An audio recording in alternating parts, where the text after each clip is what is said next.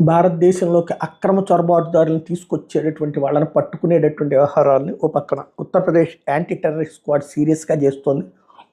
అందులో భాగంగా interstate racket, అంతర్రాష్ట్ర ర్యాకెట్ ఉత్తరప్రదేశ్లో ఉంటూ చుట్టుపక్కల ఉన్నటువంటి రాష్ట్రాల్లోకి వచ్చినటువంటి ఈ రోహింగ్యాలు చొరబాటుదారులు అంటే బంగ్లాదేశ్ నుంచి, బర్మా నుంచి వచ్చినటువంటి వాళ్ళు ఎటు వస్తున్నారు, అటు బెంగాల్ వైపు నుంచి వస్తున్నటువంటి నేపథ్యం. వాళ్ళకి సంబంధించినటువంటి సీరియస్ కాన్సెప్ట్ ముందుకు వచ్చింది.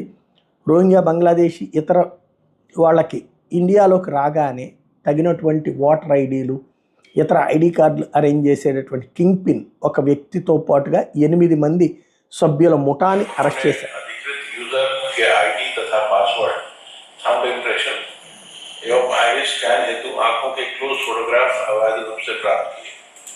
अधिकृत लैपटॉप की मैक नंबर बाइंडिंग एवं जीपीएस को बाईपास कर